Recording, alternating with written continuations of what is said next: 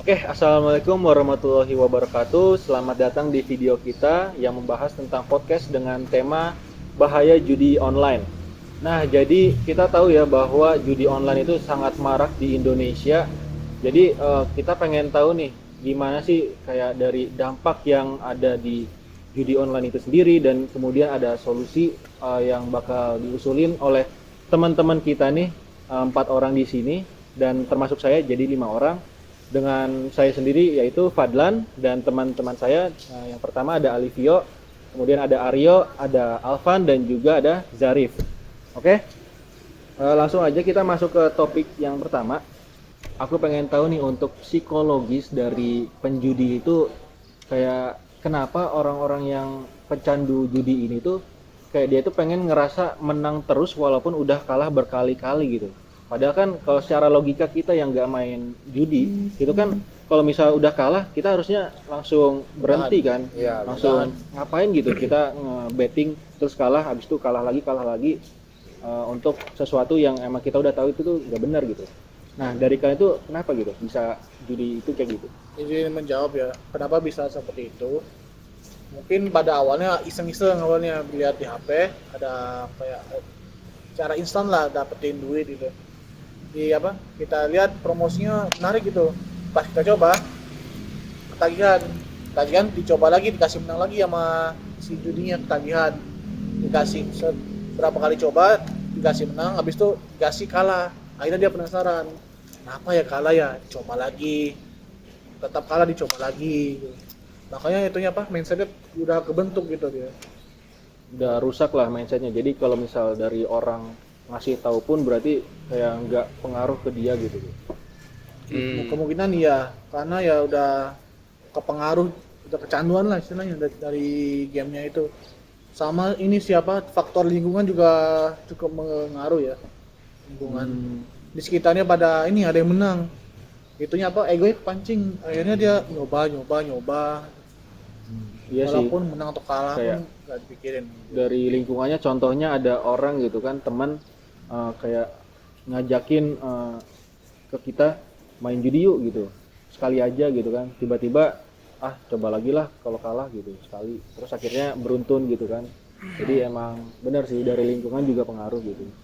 Aku pengen tahu untuk solusinya dari penjudi-penjudi ini itu tuh apa sih? Soalnya kan kita tahu kalau misal penjudi yang udah candu itu kayak susah banget dibilangin gitu.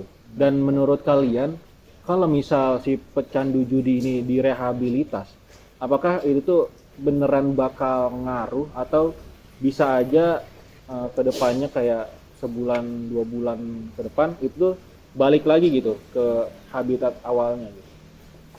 Kalau dari aku sih mungkin kita juga harus yang kayak usaha gitu. Contohnya kita ngebenerin akhlak, terus juga contohnya tadi ya yang sebelumnya itu kita sebelumnya itu sholatnya nggak lengkap, jadi harus dibenerin dulu apa yang harus dilakuin sesuai dengan kaidah agama yang kita anut gitu, Benar. kaidah agama Islam.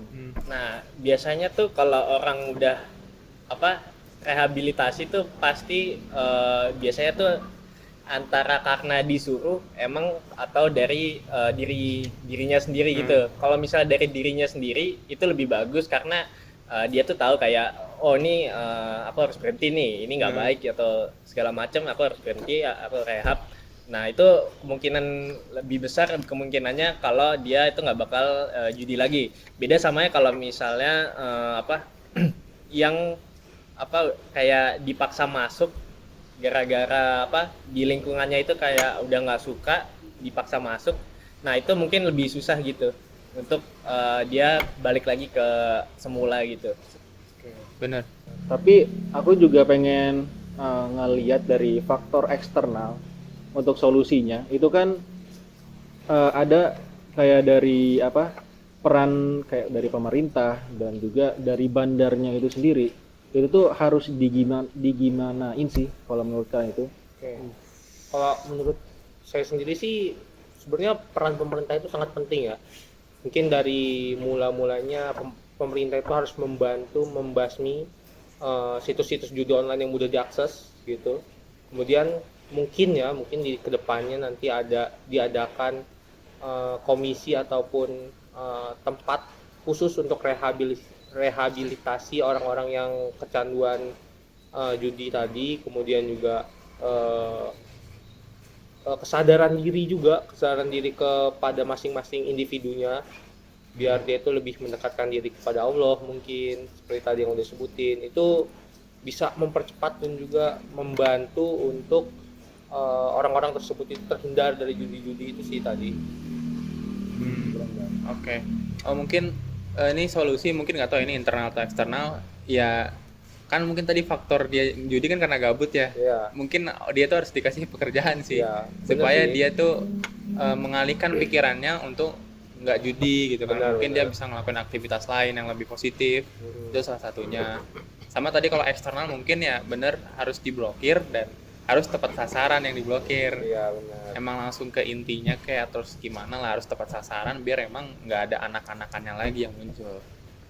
Oke, selanjutnya kita tahu kalau misal penjudi itu pasti memiliki dampak buruk ke dalam diri dia sendiri kan.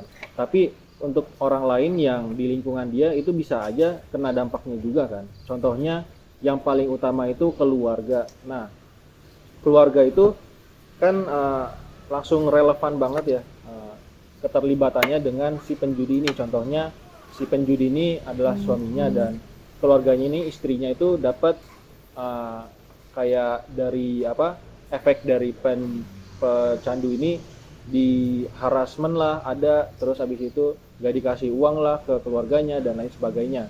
Nah itu menurut kalian itu lingkungannya itu gimana tuh, yang kena dampak di sekitarnya itu harus apa gitu? Dan juga kan kayak teman-temannya itu kan dapat kayak pinjaman gitu kan, dimintain gitu. Terus kalau misalnya enggak kayak di jelek-jelekin lah sama dia sendiri gitu kan, teman-temannya. Nah itu tuh menurut kalian apa tindakan yang harus diambil dari orang-orang di lingkungannya gitu? Jadi kalau misalnya kita sebagai orang yang pengen dipinjemin gitu atau dimintain tolong untuk minjemin duit biar dia itu bisa main judi, itu sebenarnya kalau dari kita sendiri harusnya lebih selektif lagi ya. Kita itu harus tahu dia itu tujuan minjem duit itu untuk apa. Kalau misalnya untuk judi kayak gitu kan lebih baik kita larang kan, bilang aja nggak punya atau lagi dipakai. Itu salah satu upaya pencegahan untuk mengurangi judi-judi di Indonesia gitu sih, paling kalau kita sebagai orang dekatnya gitu ya. Ya kalau keluarga nih emang agak sulit kan, karena kita yang kena dampaknya padahal kita nggak ngapa-ngapain, tiba-tiba uangnya habis gitu. Ya pertama pasti kita coba cara baik dulu kali ya, kita kasih tahu, oh ini udah tahu nggak ada uang main judi gitu. Itu kita kasih dulu dengan cara yang baik-baik. Kalau emang dia keras kepala ya mungkin bisa next step lagi, apakah emang kita kita pantau, pokoknya terus kita mungkin kasih kerjaan, nggak tahu, pokoknya supaya dia itu nggak nyentuh lagi si judinya itu. Mungkin itu. Terus apa lagi ya? Kalau udah semua upaya itu dikeluarin tapi hasilnya sama aja. Nah itu gimana? Kasih ke pihak berwajib aja. Pihak berwajib. Ya mungkin bener sih itu, Ya, bener kembali sih, lagi ya. ke peraturan pemerintah, mungkin dibuatkan suatu platform ataupun wadah, di mana wadah itu untuk menampung orang yang kecanduan itu biar bisa ditindaklanjuti atau direhabilitasi untuk mengurangi semua kecanduan itu sih paling. Benar. Berarti kayak mungkin bisa dibilang dari sistem yang dibikin pemerintah ini ya, yang dibuat untuk pencandu ini mungkin lebih ke arah rehabilitasi ya nantinya. Iya benar. Oke. Kalau yang lain ada tanggapan? Mungkin ya kurang lebih sama seperti yang lain ya menurut saya.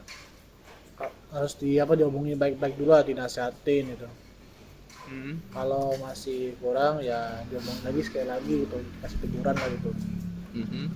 Kalau masih juga begitu, mungkin pilihannya ada dua, bisa diserahkan ke pihak yang berwajib atau mungkin salam olahraga kali. Itu Gimana tuh maksudnya? Apa tuh? Olahraga. Ya dikasih ini lah apa? Kegiatan fisik sedikit gitu. Ya mungkin kurang lebih gitu, Oh, bisa oke. tipis-tipis, bisa lebih dari itu. Atau biasanya sih ini panggil keluarga dia. Itu step terakhir sih kalau misalnya sebelum dikirim ke pihak berwajib itu pasti kayak diselesaikan ke keluargaan dulu, dipanggil keluarganya gitu. Kalau misalnya mau udah nggak bisa atau dia masih ngelakuin lagi ya baru. Iya. Oh. Keluarganya ngapain datang ke situ buat apa? Ya pressure buat nge-pressure. si orang ini Buat ngasih tahu lah. buat kasih tahu atau negur, pasti tegur kan, nggak mungkin nggak tegur. Udah gitu kan kayak larangan Islam kan emang nggak boleh judi kan. Iya. Tapi kalau kalian misal ada teman nih yang udah kayak mulai kelihatan dia tuh main judi dan udah kayak pecandu, Oke. kalian tuh bakal tetap temenin gak sih si pecandu ini, si teman kalian ini? Kalau dari saya sendiri sih paling pertama kasih tahu ya, kalau memang nggak bisa dikasih tahu, masukin ke barak militer. Salah satu solusi yang bagus Iya, di mungkin. Bandung ini ya. Iya sih. Kebetulan kan di Jawa Barat sendiri ada kan barak militer di mana itu Benar. untuk melakukan punishment orang-orang yang agak belok atau Heeh. terlalu itu tadi. Mungkin gitu sih kalau punya teman ya. Iya. Kalau itu tahap terakhir udah nggak bisa dikasih tahu, paling gitu. Heeh. Ya mungkin nambah kalau punya temen kayak gitu mungkin siap-siap aja gitu loh untuk sedikit di cut off atau kasih jarak, karena emang takutnya misal nih nanti kan karena kita temennya dia mau minta duit nih, Iya. misalkan nggak dikasih, takut-takutnya dia ngelakuin sesuatu hal yang mungkin berbahaya gitu. Kita nggak tahu, mungkin diancam atau gimana. Mending dari awal udah dikasih sedikit jarak aja gitu ke dianya supaya nggak terjadi hal-hal yang nggak diinginkan gitu sih. Mungkin kurang lebih sama ya seperti yang lain. Ya kita kasih tahu dulu lah, nasihatin dulu lah. Jika masih batuk atau keras kepala, mungkin ya mulai menjauh. Iya sih. Emang sebenarnya susah sih untuk orang yang udah candu itu, kita kasih tahu segimanapun, kita ingetin berkali-kali dari keluarganya, lingkungannya yang paling dekat sekalipun, itu emang gak bakal ngaruh karena emang mindsetnya udah kena sih ya. Jadi emang harus benar-benar kayak dipaksa. Kalau misal udah nggak bisa di effortin lagi dari segala macam hal gitu. Jadi emang nggak bisa di ini lagi sih, kayak contohnya tadi ya teman kita yang kecanduan itu udah langkah terakhirnya ya pasti yang tadi ya bisa dibilang kita masukin aja langsung ke barak militer gitu. Itu emang langkah paling akhir banget karena ya emang itu gitu yang harus dilakuin, udah nggak ada lagi gitu. Benar. Mungkin itu ya solusi untuk dari pecandu judi online ya, emang susah sih guys. Jadi semoga kalian yang masih akalnya sehat nggak ke gerus sama judi online. Nah di sini ada ayat dari Al-Quran yang menjelaskan tentang orang yang beriman itu nggak boleh untuk masuk ke dalam judi online. Nah di sini aku sebutin aja langsung dari arti Al-Maidah ayat 90 sampai 91 yang berbunyi, wahai orang-orang yang beriman, sesungguhnya minuman keras, berjudi, berkurban untuk berhala, dan mengundi nasib dengan anak panah adalah perbuatan keji dan termasuk perbuatan setan. Maka jauhilah perbuatan-perbuatan itu agar kamu beruntung. Nah di sini juga udah diingetin guys di Al-Quran ya, kalau misal berjudi itu tuh termasuk perbuatan keji dan juga itu tuh termasuk perbuatan setan. Dari sini kalian udah bisa mikir lah kalau misal judi itu dari awal tuh emang udah dilarang dari agama Islam itu sendiri, dan kalian pasti ngelihat dampak negatifnya kan dari judi itu kayak 100% dampak negatif gitu.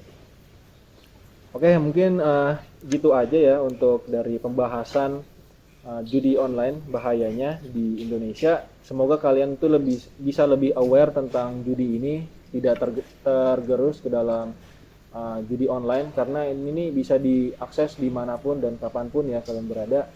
Semoga kalian tetap diawasi dari segala macam perbuatan keji dan perbuatan setan seperti judi ini.